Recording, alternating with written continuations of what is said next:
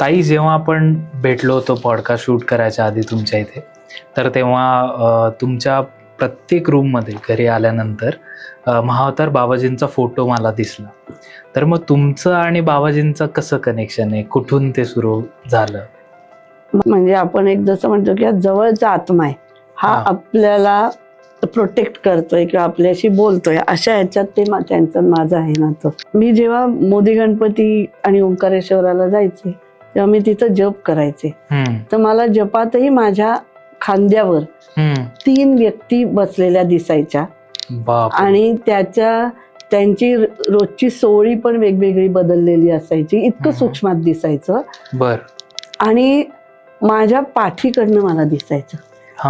मला एकांनी सांगितलं होतं, जेव्हा तुम्ही अध्यात्मात खूप पुढे जाल तेव्हा तुमच्या पाठीला दिसतो. अच्छा. हा, त्याच्यामुळे तेव्हा मला वाटायचं की हे काय वेगळं असं दिसतंय.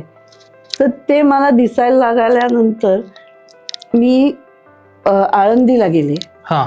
आळंदीला गेल्यानंतर तिथे स्वामींच्या ह्यांच्या ज्ञानेश्वरांच्या समाधीची पूजा केली आम्ही आणि नमस्कार करायला गेले तर त्यांनी मला सांगितलं, ज्याला तू शोधतीयस तो मी नाहीये, तू इथे मला शोधू नकोस, तू त्याचा शोध घे.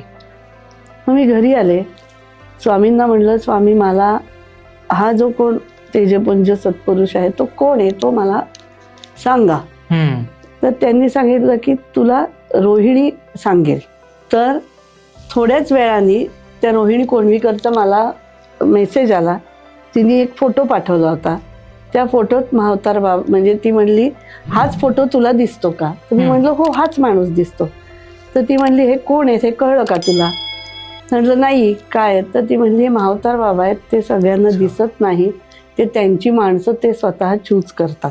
नंतर तो जो महाअवतार बाबांचा रोजचा माझा प्रवास चालू झाला, तो मला त्यांचा केसांचा फील आहे, त्यांचा रंग मी सांगू शकते, त्यांची हाईट सांगू शकते, त्यांची मान फिरवायची वळवायची सवय सांगू शकते, जपाची माळ हातात घेताना कशी घेतात हे सांगू शकते. इतकं त्यांचं माझं कनेक्शन आहे.